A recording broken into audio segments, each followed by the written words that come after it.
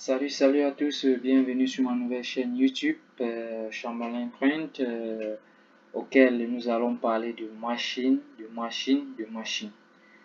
Nous allons parler de machines, nous allons parler de technologie, nous allons parler d'imprimantes 3D, en passant par la conception assistée par ordinateur. Déjà, les gars, je vais vous parler ici. On va d'abord commencer par la conception assistée par ordinateur et ensuite on va enchaîner par les imprimantes 3D, qui est d'ailleurs l'objectif de cette vidéo. En fait, l'objectif de la chaîne pour le moment. Les gars, c'est quoi la conception assistée par ordinateur? Vous savez, à nos jours, que ce soit le technicien, déjà tout technicien doit être capable de concevoir sur un ordinateur. En fait, de traduire ses idées, ce qu'il pense. Il doit être capable de traduire ces idées-là de manière en 3D sur un ordinateur. À nos jours, tant que vous êtes incapable de dessiner, tant que vous êtes incapable de vous exprimer sur un ordinateur, c'est problématique. C'est problématique. Ça, c'est uniquement pour les techniciens. Bon, imaginez alors si vous êtes ingénieur. Donc, vous devrez savoir, vous devrez connaître, je ne vais pas dire forcément, mais vous êtes censé savoir la conception assistée par ordinateur. La conception assistée par ordinateur, elle nous permet d'obtenir en 3D, d'obtenir de manière réelle, en fait, comme si on était dans la vie réelle, l'objet que nous voulons ou encore le projet que nous décidons mettre sur pied. Ça veut dire, par exemple, je suis un soudeur au quartier, je veux souder, je sais pas trop, un lit en métal.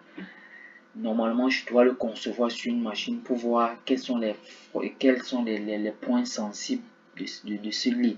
Où est-ce que je dois m'accentuer pour que la soudure soit solide. C'est pareillement pour le menuisier, c'est pareillement pour le mécanicien, c'est pareillement en fait dans presque tous les domaines. Si on va parler alors des ingénieurs, ça c'est autre chose. Et aussi, même en médecine aujourd'hui, la conception assistée par ordinateur devient de plus en plus capitale. Pourquoi? Parce que avec des imprimantes 3D à nos jours, on assiste à l'impression des prothèses, que ce soit des prothèses dentaires ou des prothèses externes, ou encore dans des pays très développés, même ils impriment déjà les reins en 3D sur des imprimantes 3D. Et avant d'imprimer, tu vas imprimer quoi? Tu vas imprimer ce que tu as conçu, par ce que tu as modélisé sur un ordinateur en 3D. Donc les gars, je vous invite à vous abonner sur ma chaîne. On doit parler de beaucoup en ce qui concerne les machines et la conception assistée par ordinateur. Cependant, ce que vous voyez devant vous là, ça c'est une partie d'une machine. Bon, moi je suis plus dans le domaine des machines, je suis concepteur génie mécanique. Ça c'est une machine que nous sommes en train de concevoir, une machine qui doit être utilisée particulièrement dans des entreprises de menuiserie ou encore dans comment ils appellent, dans des ateliers de menuiserie. Et vous savez, dans les ateliers de menuiserie, il y a le dépôt de poudre de bois, se fait un peu de partout. Donc, et ça, ce sont des moteurs électriques.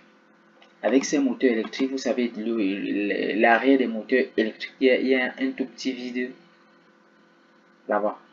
En fait, à l'arrière des moteurs électriques, il y a un petit vide. D'ailleurs, je vais vous montrer dans la prochaine vidéo quand on va passer à l'impression de ces boîtiers-là sur les imprimantes 3D.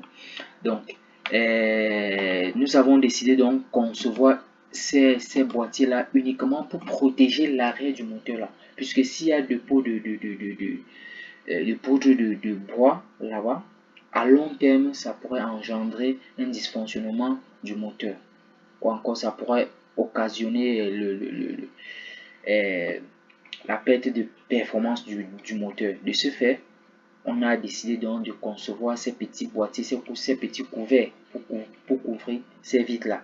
Et ces boîtiers, maintenant, nous allons l'imprimer sur des imprimantes 3D. Pas besoin d'aller dans une entreprise qui va nous parler, je ne sais pas de combien de dollars qu'on l'obtient. On va l'imprimer ça à domicile sur notre imprimante 3D. Maintenant, regardons un peu, attardons-nous dessus. Voyons un peu. s'il faut essayer de voir un peu plus près uniquement ces boîtiers.